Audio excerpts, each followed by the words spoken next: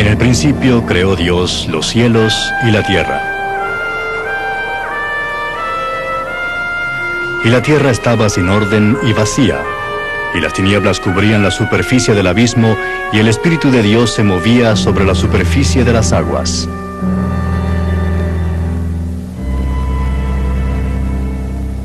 Y dijo Dios: sea la luz. Y hubo luz. Y vio Dios que la luz era buena. Y separó Dios la luz de las tinieblas. Y llamó Dios a la luz día, y a las tinieblas llamó noche. Y fue la tarde y fue la mañana, un día.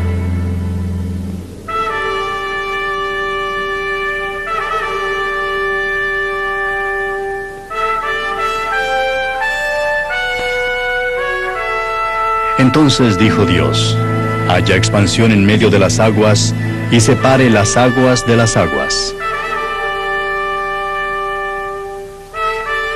Y fue la tarde y fue la mañana, el segundo día.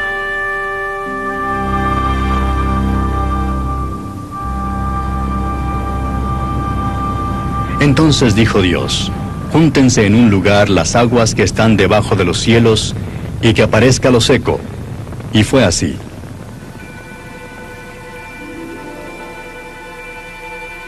Y llamó Dios a lo seco tierra, y al conjunto de las aguas llamó mares. Y vio Dios que era bueno.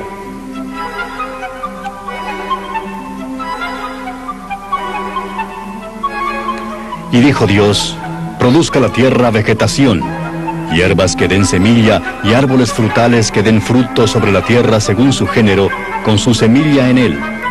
Y fue así.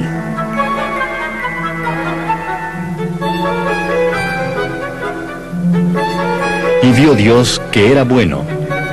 Y fue la tarde y fue la mañana, el tercer día. Entonces dijo Dios: haya lumbreras en la expansión de los cielos para separar el día de la noche, y sean por señales y para estaciones, y para días y para años, y sean por luminarias en la expansión de los cielos para alumbrar sobre la tierra. Y fue así.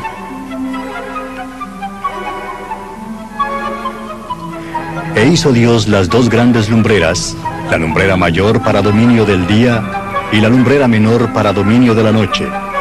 Hizo también las estrellas. Y vio Dios que era bueno. Y fue la tarde y fue la mañana, el cuarto día.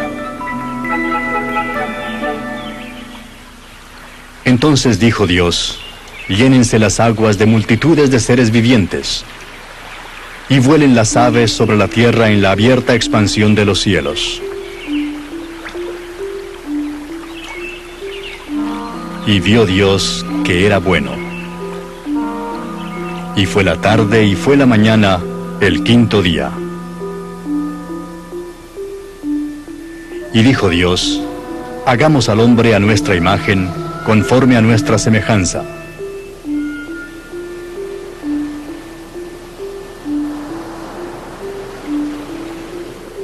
Y ejerza dominio sobre los peces del mar, sobre las aves del cielo, sobre los ganados, sobre toda la tierra, y sobre todo reptil que se arrastra sobre la tierra. Creó pues Dios al hombre a imagen suya, a imagen de Dios lo creó, varón y hembra los creó.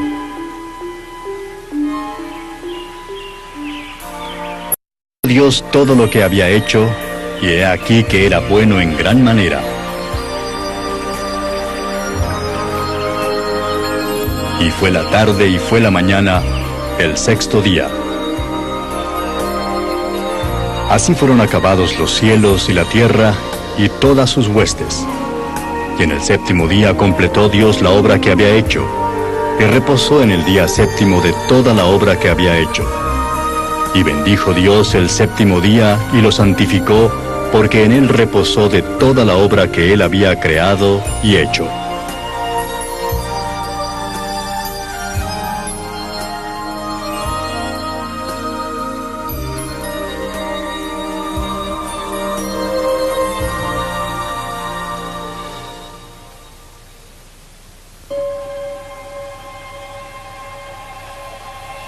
Y la serpiente era más astuta que cualquiera de los animales del campo que el Señor Dios había hecho. Y dijo a la mujer: ¿con que Dios os ha dicho, no comeréis de ningún árbol del huerto? Y la mujer respondió a la serpiente: del fruto de los árboles del huerto podemos comer, pero del fruto del árbol que está en medio del huerto ha dicho Dios, no comeréis de él ni lo tocaréis, para que no muráis.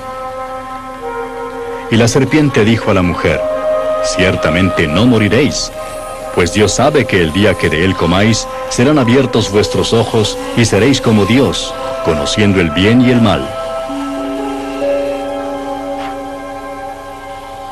Cuando la mujer vio que el árbol era bueno para comer, y que era agradable a los ojos, y que el árbol era deseable para alcanzar sabiduría, tomó de su fruto y comió, y dio también a su marido que estaba con ella, y él comió.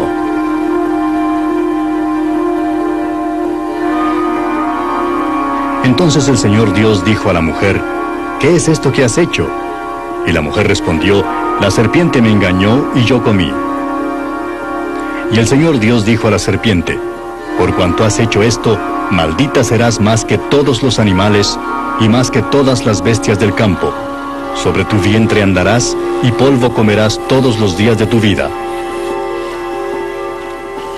Y pondré enemistad entre ti y la mujer, y entre tu simiente y su simiente.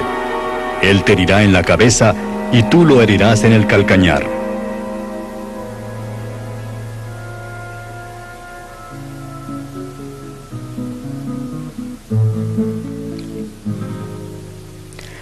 La historia de la redención de toda la humanidad comienza con el llamado a un hombre que vivía en un país llamado Ur, 2000 años antes de Cristo. Su nombre era Abram. Y el Señor dijo a Abram: vete de tu tierra, de entre tus parientes y de la casa de tu padre, a la tierra que yo te mostraré. Haré de ti una nación grande y te bendeciré, y engrandeceré tu nombre y serás bendición. Bendeciré a los que te bendigan, y al que te maldiga maldeciré, y en ti serán benditas todas las familias de la tierra.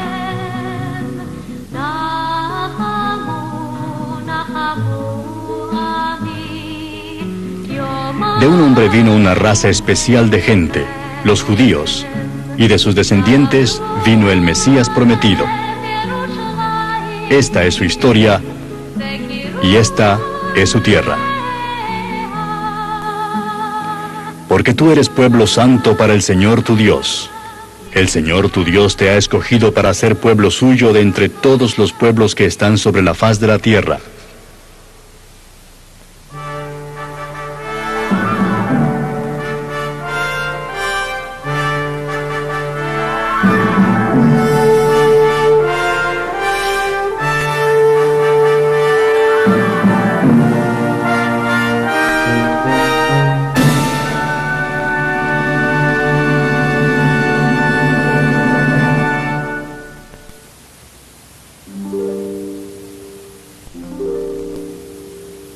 Israel es una tierra pequeña de agudos contrastes y grandes extremos. Desde los áridos desiertos hasta los frondosos valles. El monte Hermón, coronado de nieve, se levanta a 2.814 metros sobre el nivel del mar, y su mar muerto está a 400 metros bajo el nivel del mar, el lugar más bajo en la tierra. Es la encrucijada de 3 continentes, África, Asia y Europa. Más del 70% de la lluvia ocurre en un periodo de 40 a 60 días. Hay unas 3.000 especies diferentes de plantas, 450 especies de aves e innumerables millares de especies de animales. Isaías profetizó acerca de la fertilidad futura de Israel. El desierto y el yermo se alegrarán, y se regocijará el Arabá, y florecerá como el azafrán. Todo esto en una tierra que, de Dan hasta Beerseba, tiene solo 225 kilómetros. Fue a esta pequeña tierra tan extraordinaria a donde Dios llamó a Abraham. Entonces Abraham se fue tal como el Señor le había dicho, y Lot fue con él. Y Abraham tenía 75 años cuando partió de Harán. Y tomó Abraham a Sarai su mujer, y a Lot su sobrino, y todas las posesiones que ellos habían acumulado, y las personas que habían adquirido en Harán, y salieron para ir a la tierra de Canaán. La narración bíblica continúa diciendo que Abraham prosperó en la tierra de los cananeos, que tuvo un hijo, Ismael, con la sierva de Sarai, Agar. Fue durante este tiempo que 2 ángeles visitaron a Abraham, reiterando la promesa de Dios de un hijo con su esposa estéril, Sarai. Fue también durante este tiempo que el juicio de Dios cayó sobre 2 ciudades ubicadas a orillas del Mar Muerto, y la esposa de Lot tuvo un final insólito. Entonces el Señor hizo llover sobre Sodoma y Gomorra azufre y fuego de parte del Señor desde los cielos, y destruyó aquellas ciudades y todo el valle y todos los habitantes de las ciudades y todo lo que crecía en la tierra. Pero la mujer de Lot, que iba tras él, miró hacia atrás y se convirtió en una columna de sal. En los años que siguieron, Abraham, llamado ahora Abraham, engendró el hijo prometido de Sara y le dio por nombre Isaac. E Isaac tuvo a Jacob y a Esaú, y Jacob tuvo 12 hijos. Y en un lugar llamado Betel, Dios le cambió el nombre a Jacob por el de Israel. Ahora el hijo preferido de Jacob se llamaba José, y con José comienza el preludio de Egipto y del Éxodo. Llamaba Israel a José más que a todos sus hijos, porque era para él el hijo de su vejez, y le hizo una túnica de muchos colores. Y vieron sus hermanos que su padre lo amaba más que a todos sus hermanos. Por eso lo odiaban y no podían hablarle amistosamente. Y sucedió que cuando José llegó a sus hermanos, despojaron a José de su túnica, la túnica de muchos colores que llevaba puesta. Y lo tomaron y lo echaron en el pozo. Pasaron entonces unos mercaderes madianitas, y ellos sacaron a José, subiéndolo del pozo, y vendieron a José a los ismaelitas por 20 piezas de plata. Y estos llevaron a José a Egipto. En Egipto, José fue llevado ante Faraón para interpretar 2 sueños que predecían 7 años de prosperidad, seguidos por 7 años de hambre. El éxito de José al interpretar los sueños de Faraón le condujo a su nombramiento como primer ministro, y como tal, José almacenó grano de manera que el país no pereciera durante los años de hambre. Estas pirámides familiares tenían ya 1000 años para el tiempo del gobierno de José. Cuando el hambre trajo a los hermanos de José en busca de alimento, él les dijo: «Acercaos ahora a mí», y ellos se acercaron, y él dijo: «Yo soy vuestro hermano José, a quien vosotros vendisteis a Egipto. Ahora pues, no os entristezcáis ni os pese por haberme vendido aquí, pues para preservar vidas me envió Dios delante de vosotros». Y así los israelitas vinieron a vivir en Egipto. El libro de Éxodo dice que ellos se hicieron grandes en número, que aún los egipcios temían a los israelitas. Después de la muerte de José, un rey nuevo y cruel subió al poder, y una gran persecución vino sobre los israelitas, persecución que duraría 400 años. Desde una zarza ardiendo en el monte Horeb, Dios llamó a un hombre para que libertara a los hijos de Israel. Su nombre era Moisés. Y el Señor dijo: «Ciertamente he visto la aflicción de mi pueblo que está en Egipto, y he escuchado su clamor a causa de sus capataces, pues estoy consciente de sus sufrimientos. Y he descendido para librarlos de la mano de los egipcios, y para sacarlos de aquella tierra a una tierra buena y espaciosa, a una tierra que emana leche y miel, al lugar de los cananeos, de los heteos, de los amorreos, de los fereceos, de los heveos y de los jebuseos». Las historias familiares de las 10 plagas, la primera Pascua, el cruce del Mar Rojo y los 40 años de vagar por el desierto son todas parte de la narración del Éxodo. Durante los 40 años en el desierto, tomaron lugar 2 eventos de significación mesiánica: la entrega de los 10 mandamientos y la construcción del tabernáculo. Al tercer mes de la salida de los hijos de Israel de la tierra de Egipto, ese mismo día llegaron al desierto de Sinaí. Y aconteció que al tercer día, cuando llegó la mañana, hubo truenos y relámpagos, y una densa nube sobre el monte, y un fuerte sonido de trompeta. y tembló todo el pueblo que estaba en el campamento. Y todo el monte Sinaí humeaba, porque el Señor había descendido sobre él en fuego. El humo subía como el humo de un horno, y todo el monte se estremecía con violencia. El sonido de la trompeta aumentaba más y más. Moisés hablaba, y Dios le respondía con el trueno. Y el Señor descendió al monte Sinaí, a la cumbre del monte, y llamó el Señor a Moisés a la cumbre del monte, y Moisés subió. Y habló Dios todas estas palabras, diciendo: Yo soy el Señor tu Dios, que te saqué de la tierra de Egipto, de la casa de servidumbre. No tendrás otros dioses delante de mí. No te harás ídolo. No tomarás el nombre del Señor tu Dios en vano. Acuérdate del día de reposo para santificarlo. Honra a tu padre y a tu madre, para que tus días sean prolongados en la tierra que el Señor tu Dios te da. No matarás. No cometerás adulterio. No hurtarás. No darás falso testimonio contra tu prójimo. No codiciarás la casa de tu prójimo. No codiciarás la mujer de tu prójimo, ni su siervo, ni su sierva, ni su buey, ni su asno, ni nada que sea de tu prójimo.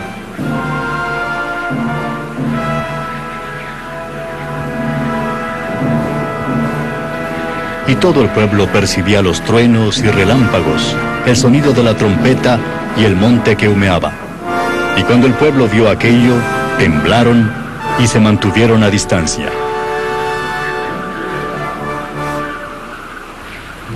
Los principios de estas 10 leyes sencillas han servido como base de sistemas legales por más de 3000 años. Siglos más tarde, el apóstol Pablo diría de ellos: de manera que la ley ha venido a ser nuestro ayo para conducirnos a Cristo, a fin de que seamos justificados por fe. Pero ahora que ha venido la fe, ya no estamos bajo ayo. Durante su estadía en el monte Sinaí, los israelitas también recibieron instrucciones para la construcción del tabernáculo, su lugar de adoración y una representación anticipada del templo de Salomón. Y que hagan un santuario para mí, para que yo habite entre ellos, conforme a todo lo que te voy a mostrar, conforme al diseño del tabernáculo y al diseño de todo su mobiliario, así lo haréis.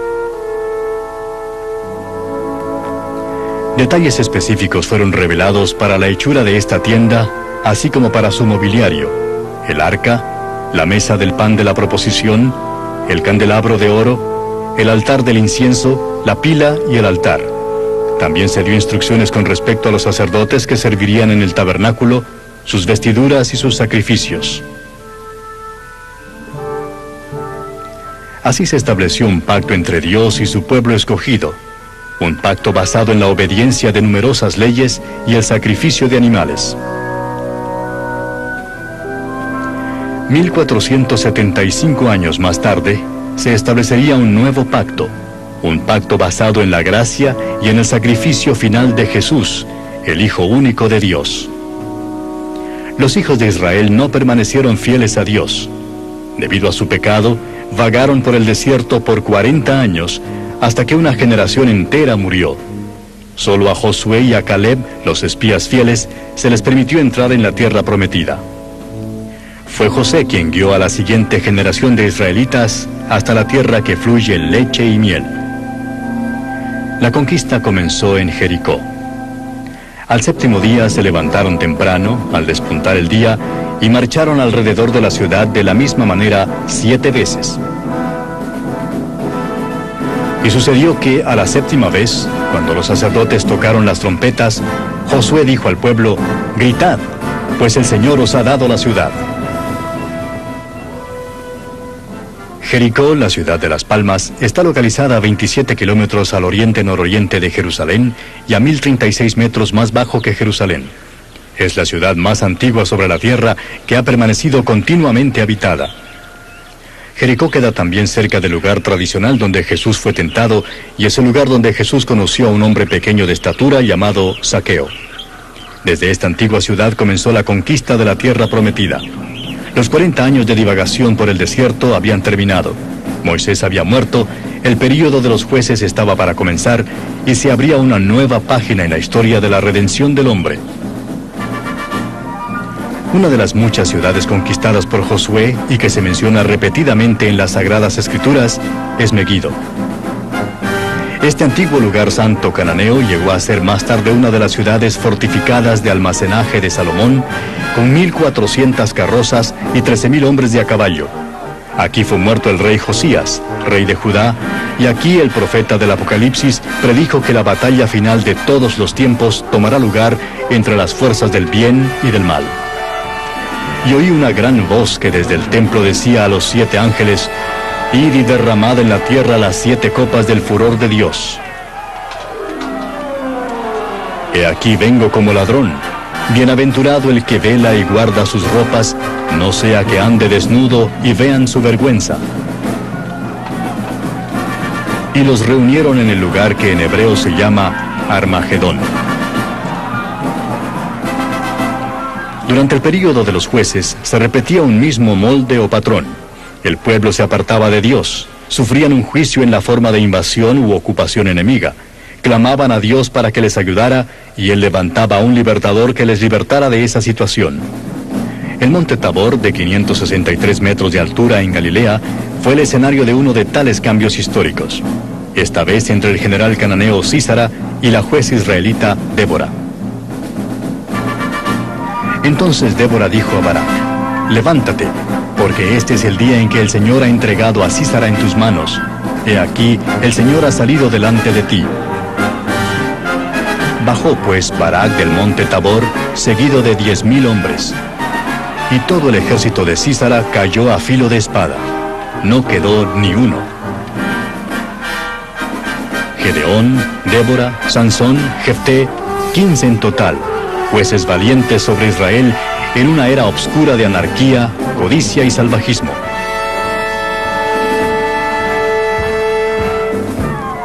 En esos días no había rey en Israel. Cada uno hacía lo que le parecía bien ante sus ojos. Dentro de este marco nació Samuel, el último de los jueces y el primero de los profetas que guiaría a los reyes de Israel.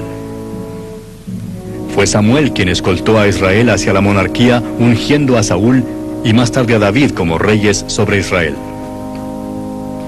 Ahora pues, aquí está el rey que habéis escogido, a quien habéis pedido.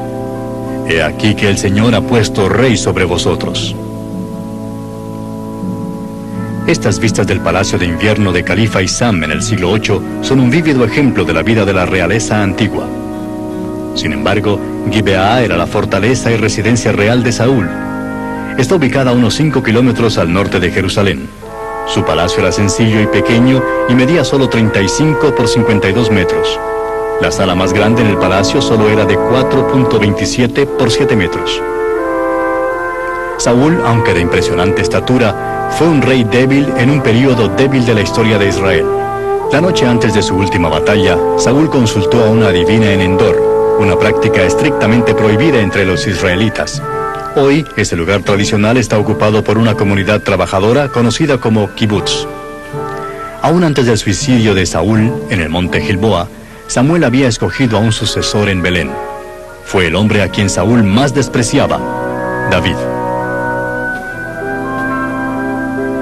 Y aconteció que cuando Saúl volvió de perseguir a los filisteos, le dieron aviso diciendo: «He aquí, David está en el desierto de Engadi». En la ribera occidental del Mar Muerto se levanta este oasis de agua dulce, conocido como Engadi. Aquí David no solo encontró refugio de Saúl, sino abundantes imágenes para sus salmos. El arroyo de agua dulce en el desierto, las montañas, la sombra de una roca fuerte, la caída de las aguas por las cataratas, las gacelas y cabras silvestres, todo presentaba vívidos cuadros para su poesía. El Señor es mi pastor, nada me faltará. En lugares de verdes pastos me hace descansar, junto a aguas de reposo me conduce. Él restaura mi alma, me guía por senderos de justicia por amor de su nombre. Aunque pase por el valle de sombra de muerte, no temeré mal alguno, porque tú estás conmigo.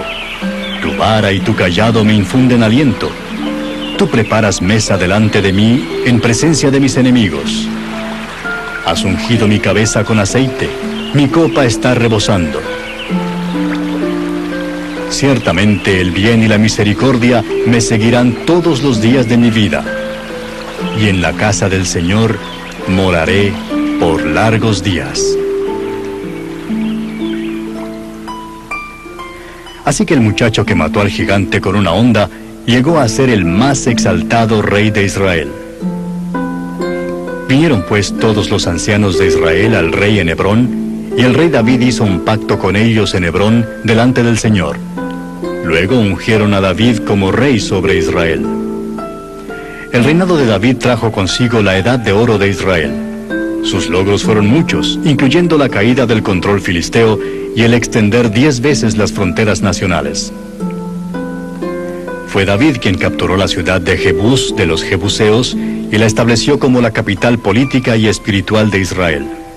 De aquel día en adelante, Jebús se convirtió en Sión, la ciudad de David, y la ciudad santa.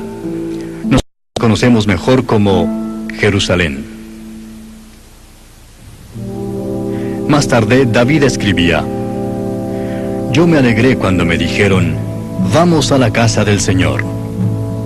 Plantados están nuestros pies dentro de tus puertas, oh Jerusalén. Orad por la paz de Jerusalén. Sean prosperados los que te aman.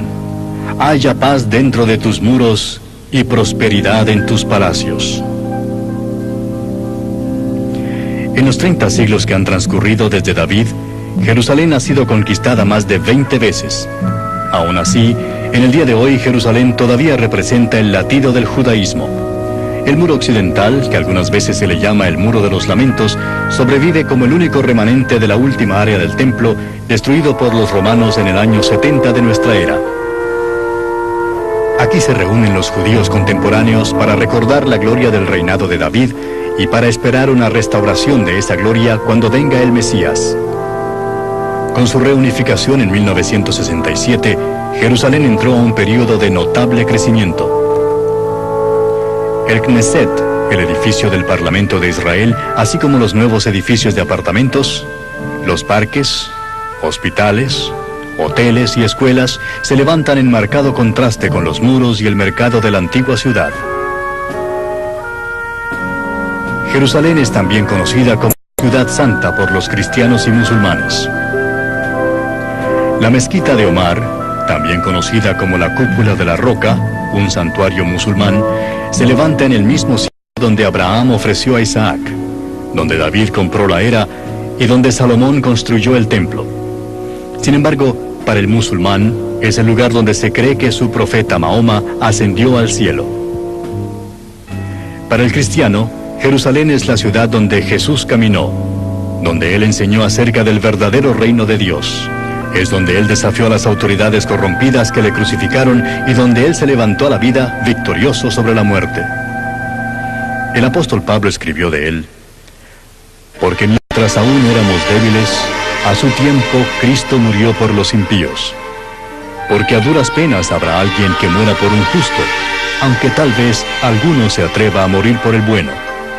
Pero Dios demuestra su amor para con nosotros en que, siendo aún pecadores, Cristo murió por nosotros.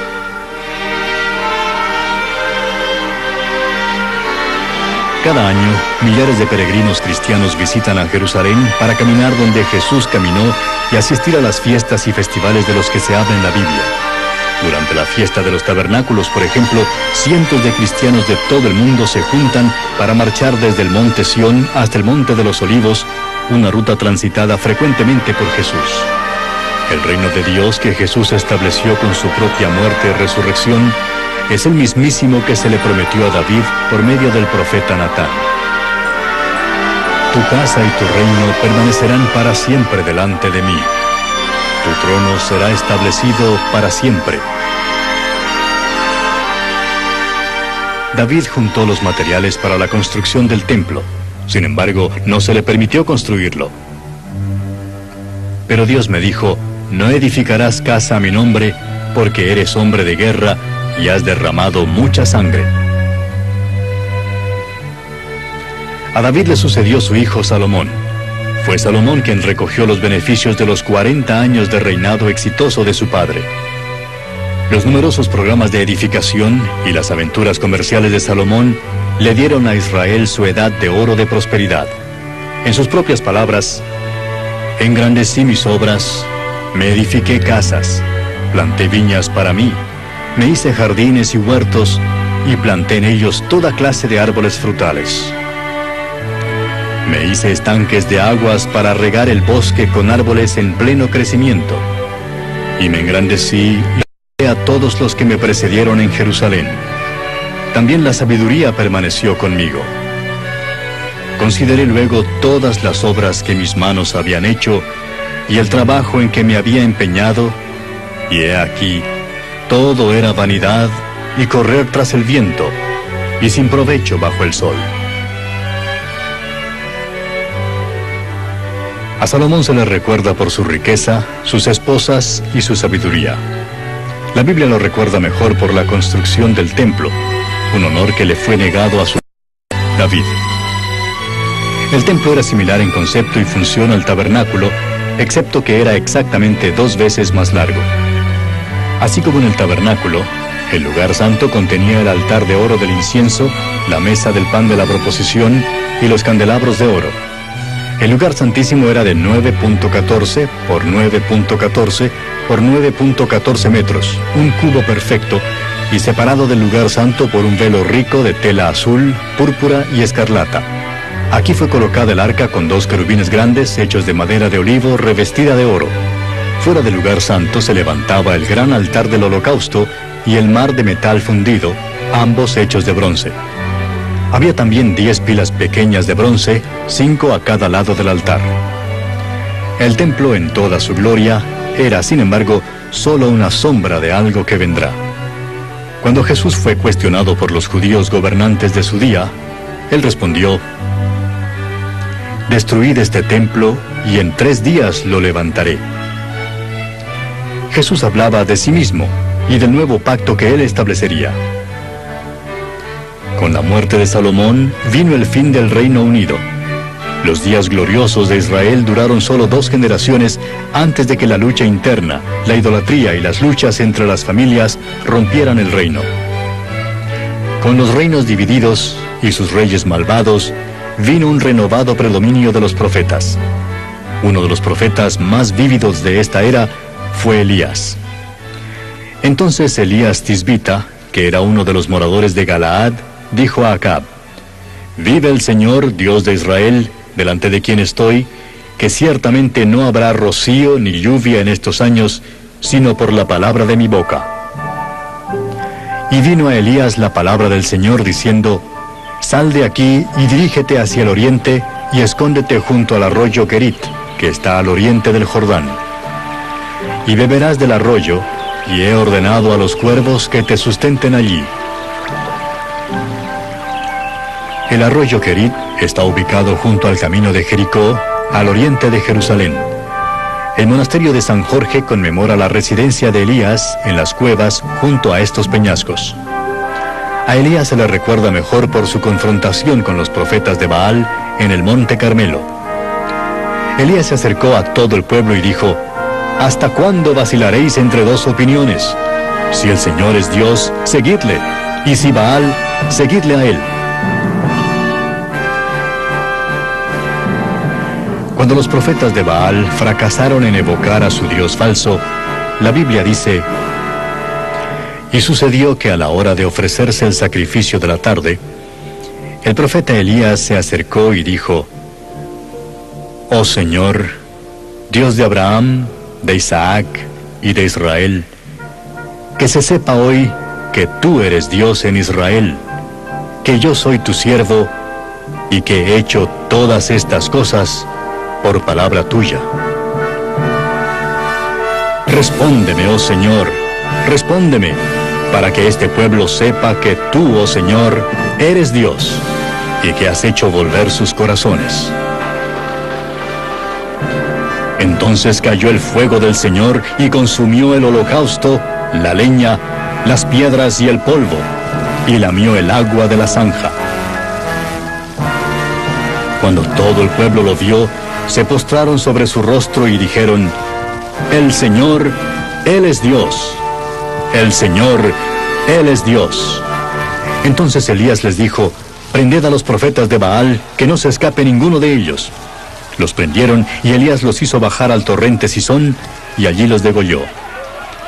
A Elías también se le recuerda por su vuelo de partida de la tierra en un carro de fuego. Más dramático aún, sin embargo, fue su regreso a la tierra, siglos más tarde, para dar testimonio del hijo de un carpintero de Nazaret.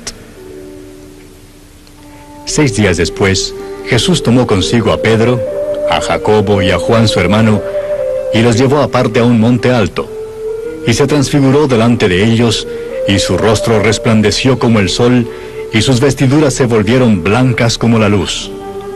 Y he aquí, se les aparecieron Moisés y Elías, hablando con él. Entonces Pedro, tomando la palabra, dijo a Jesús: Señor, bueno es estarnos aquí.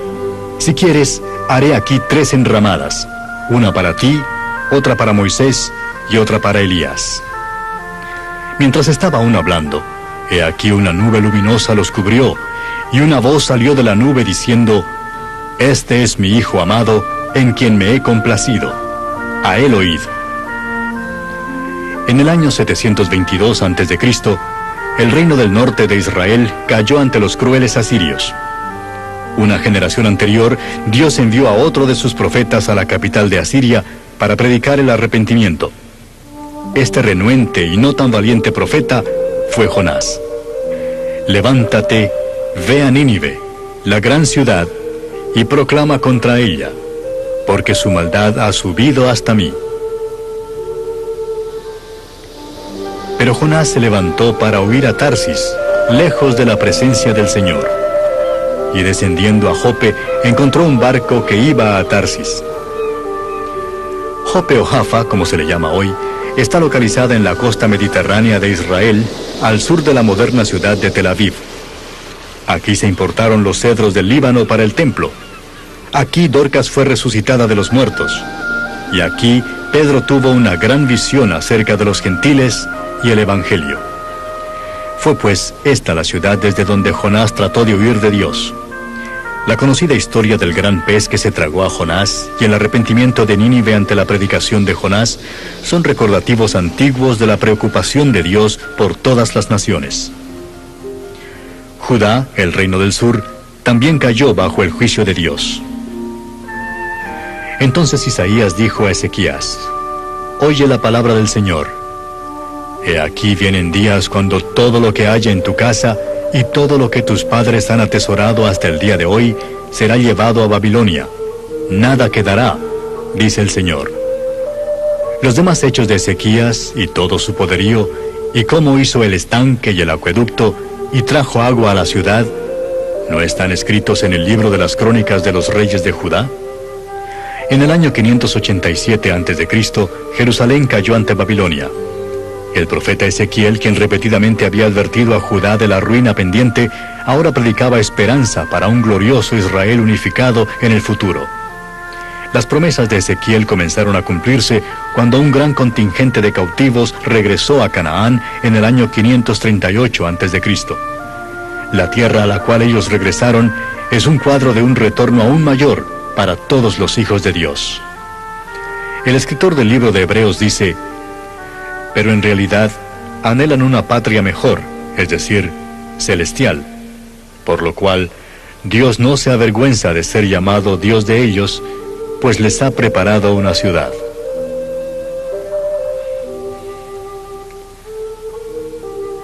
En nuestro tiempo, Dios todavía está cumpliendo en una base diaria las predicciones de Ezequiel. Personas contritas están siendo libertadas de la esclavitud del pecado, están siendo limpiadas y se les está dando el Espíritu Santo de Dios. Se les está dando ciudadanía en esa gloriosa nación, esa Jerusalén celestial, sobre la cual reina el gran descendiente de la casa de David. Después del exilio a Babilonia, la idolatría nunca volvió a ser un problema para los judíos. Limpiados y purificados en el horno del exilio, los judíos volvieron a su tierra natal para reconstruir sus casas y su templo. Las últimas páginas del Antiguo Testamento contienen promesas, así como reproches. Un mensajero vendría a preparar el camino delante del Señor. He aquí yo envío a mi mensajero, y él preparará el camino delante de mí. Y vendrá de repente a su templo el Señor a quien vosotros buscáis, y el mensajero del pacto en quien vosotros os complacéis, he aquí, viene, dice el Señor de los ejércitos. Esta promesa se cumplió 400 años más tarde. Juan el Bautista apareció para pregonar la aurora de ese nuevo día. Yo a la verdad os bautizo con agua para arrepentimiento, pero el que viene detrás de mí es más poderoso que yo, a quien no soy digno de quitarle las sandalias. Él os bautizará con el Espíritu Santo y con fuego. Isaías también predijo la venida del Mesías con sorprendente exactitud. Sus palabras han traído consuelo y esperanza por generaciones de los hijos de Dios. Porque un niño nos ha nacido, un hijo nos ha sido dado, y la soberanía reposará sobre sus hombros. Y se llamará su nombre Admirable Consejero, Dios Poderoso, Padre Eterno, Príncipe de Paz.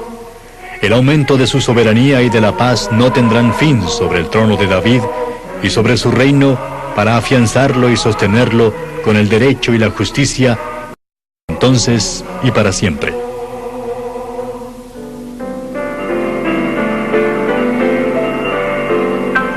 Cada profecía bíblica acerca de la venida del Mesías, su vida sin pecado, sus milagros, su muerte sacrificial y su victoriosa resurrección se cumplieron en Jesús de Nazaret. Y ese mismo Jesús ha prometido regresar en gloria y en poder para juntar a los elegidos con Él. Esto también fue predicho en las profecías. Pues el Señor mismo descenderá del cielo con voz de mando, con voz de arcángel y con la trompeta de Dios, y los muertos en Cristo se levantarán primero.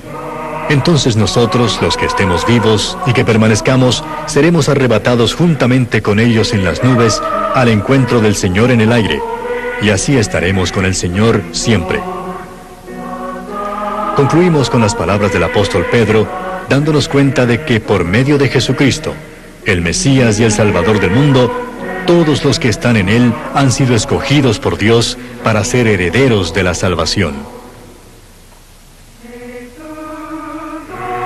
Pero vosotros sois linaje escogido, real sacerdocio, nación santa, pueblo adquirido para posesión de Dios, a fin de que anunciéis las virtudes de aquel que os llamó de las tinieblas a su luz admirable. Así, el plan de Dios para el hombre se cumplió por medio de un pueblo escogido llamado los judíos, en una tierra prometida llamada Israel.